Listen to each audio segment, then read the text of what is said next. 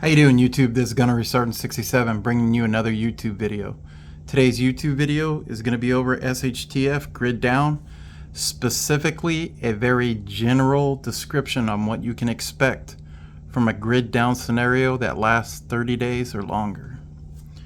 Alright, so when you have a grid down scenario, and I'm not talking just your normal storm and your utilities go out. I'm talking about something major, something like an EMP caused by a nuclear detonation in the ionosphere, or a special weapon that specializes in EMP. It could be a CME, a coronal mass ejection from the sun, or it could be a regional or national disaster such as like a Yellowstone eruption, a once in a lifetime hurricane that hits like half the country, something of that nature, something that's going to affect a lot of people. What are the things that you can expect? First, of course, any of those events transpire, the grid's going to go down. You're not going to have any lights, you're not going to have any AC, heating, and your communications will all be down. And of course, you're not going to be able to utilize all your other appliances in your house. This is going to be very, very detrimental, specifically when this goes down. If it's in the summertime and you live in one of these southeast or southwest states where it gets extremely hot or hot and humid, you're going to be hurting a lot.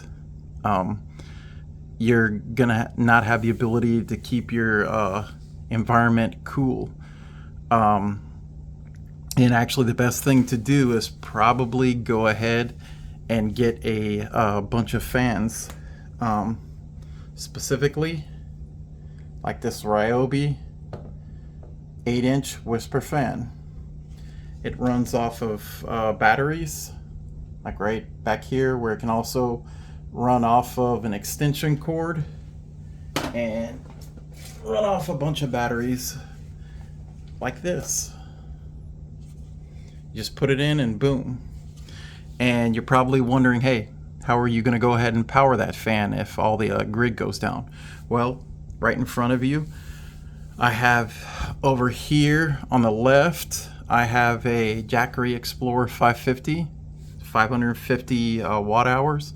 And then on the right over here, I've got a Jackery 290 watt hours. Both of these are fantastic options for off-grid or grid down scenarios. And if you've got sunlight, you can go ahead and recharge them.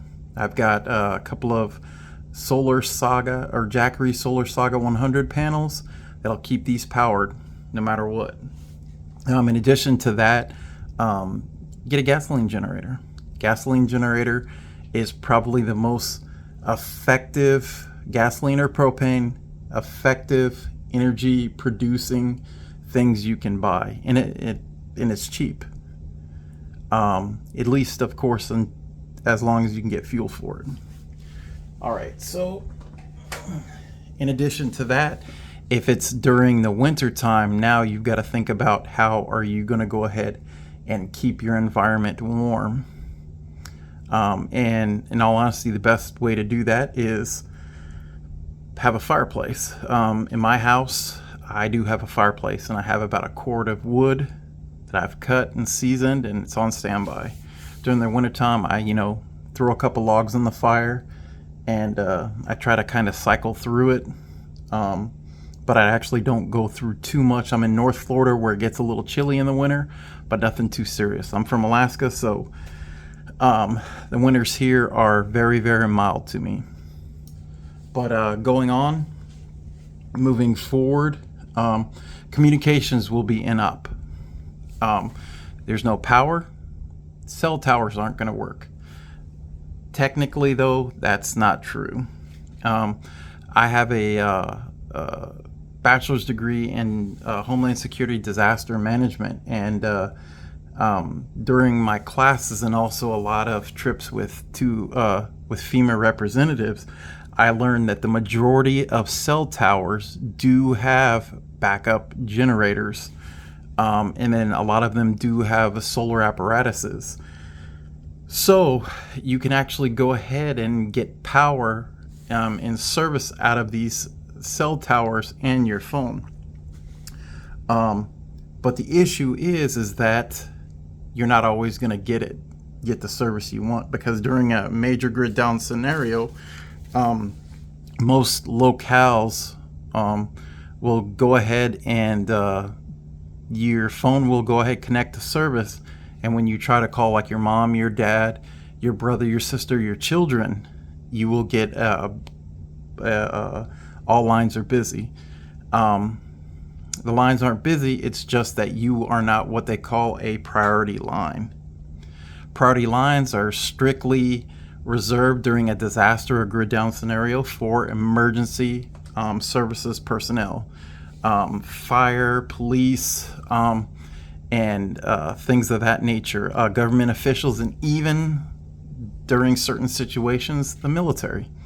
So if you don't have a priority line, you're probably not going to go ahead and be able to communicate. So your communication is going to be knocked out.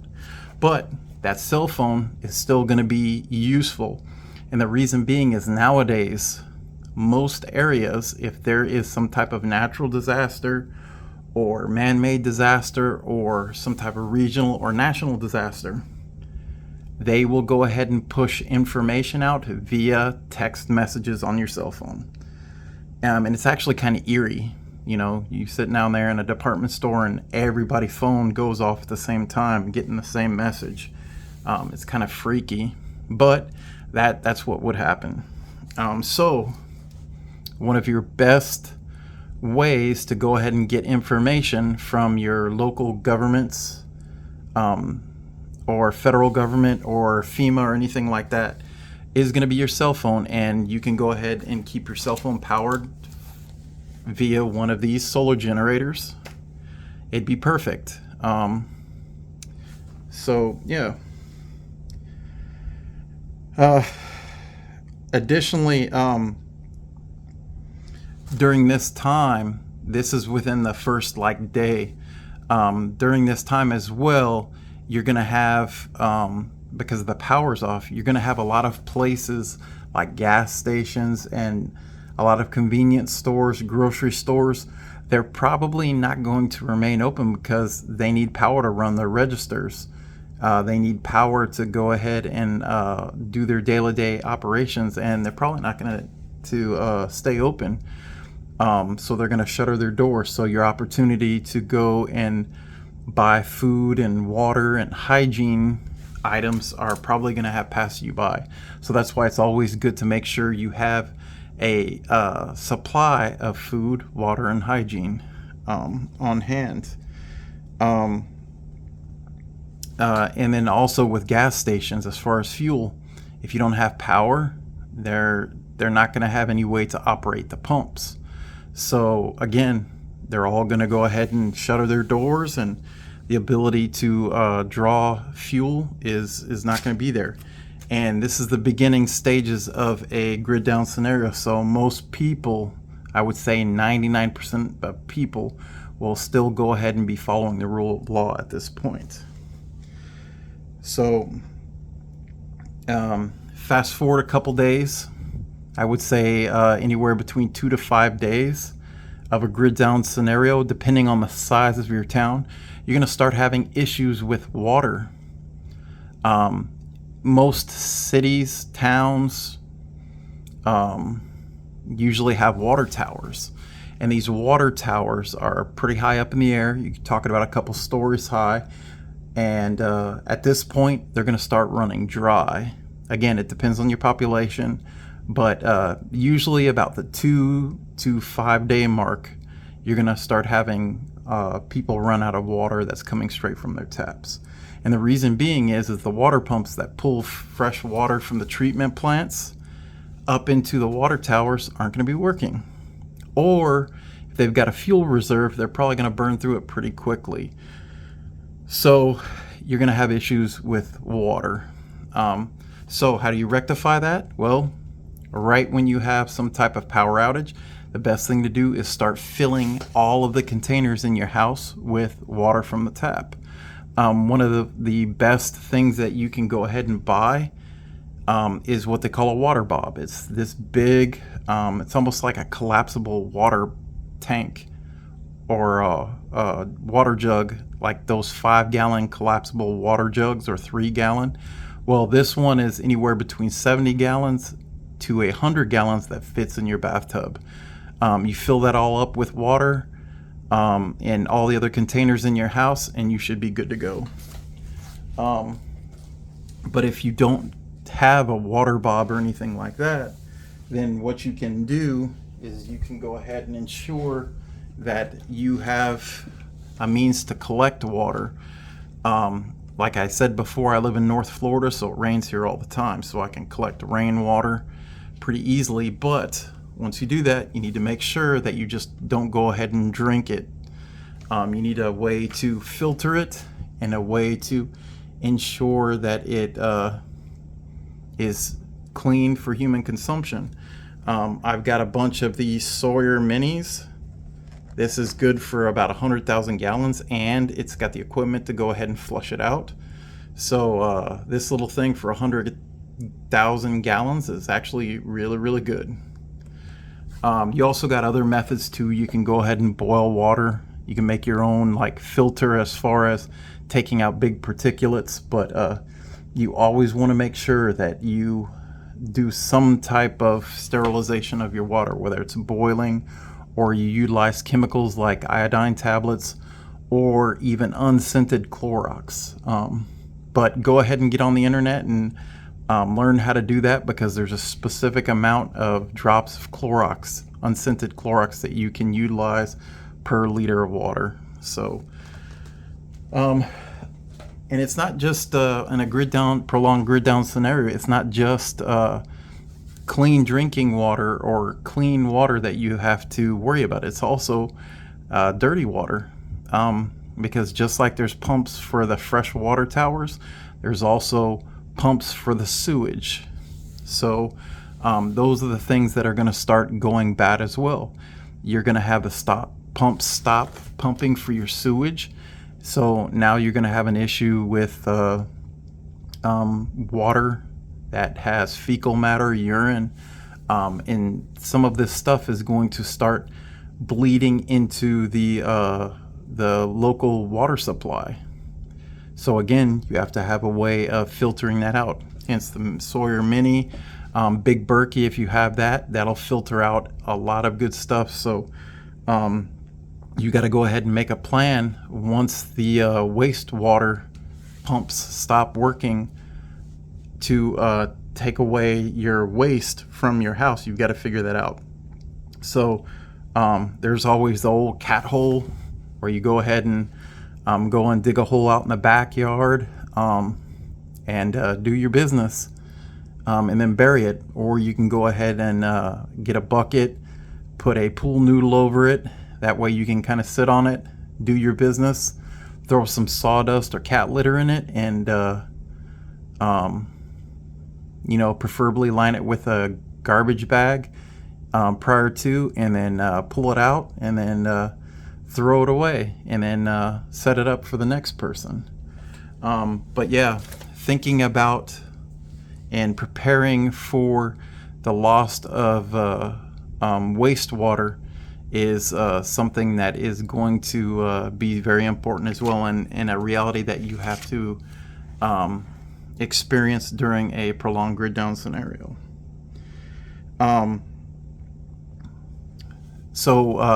Within the 3rd to 7 day mark, this is where things start to get really, really interesting. You don't know when the power's coming back on. You've got stores that are all shut down. Gas stations aren't running. People are starting to run out of fuel in their vehicles. So transportation is starting to dwindle down. And then one of the things that are going to start happening is that with people getting low on food, water, and fuel, they're going to start looking for it because they don't know when the power is going to come back on. So you're going to start seeing people breaking the law, people stealing, looting, mugging, violent crimes are going to start happening. And this is the point where the police are going to start to realize that they are stretched thin. And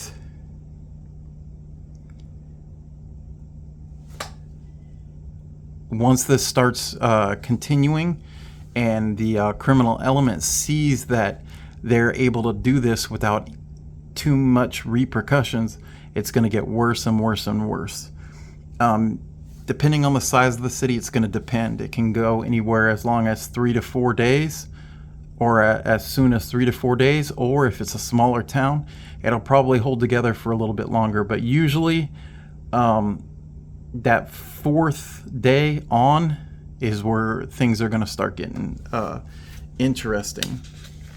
So once this stage starts happening, and you start getting police officers that are spread thin, they're not able to respond, fires start breaking out, you have people actually actively looting and destroying properties to get the things that they need to survive, you're going to start having police officers that have families not show up. You're going to wind up also having your local government probably going to make a curfew. And then after that, you're probably going to go ahead and get curfews thrown on you. And if it can't be enforced by local law enforcement or state law enforcement, then the likelihood of the National Guard being mobilized is there. But even then, even with that, they're not going to be able to keep law and order as well as people would think. So how do you go ahead and fix this? Make sure that you're all right. Well, you make sure that you have the ability to protect yourself. And there are many different ways to do that. There's firearms, there's crossbows, there's non-lethals. Me personally, my self-protection systems are firearms. Like I've said many times before, I am a retired Marine. I have hundreds of hours with numerous different weapon systems. I train all the time. I love to shoot. I've been to Iraq and Afghanistan, and I've went ahead and utilized these weapons in real world scenarios, so I'm very comfortable with being able to utilize firearms to protect my family and my property. So just like I said before, this is a really down and dirty, it's an expedited chain of events of what to expect during a power outage or grid down scenario that lasts 30 days or more. And it can get out of hand really, really quick. And it's always the simple things that wind up getting people. Food, water, hygiene, the ability to generate power so you can go ahead and adjust your environment in your home to either keep you warm when it's cold or keep you cool when it's hot, and the ability to protect yourself and all of your assets. So yeah, if you can do all of those things, then you should be all right, and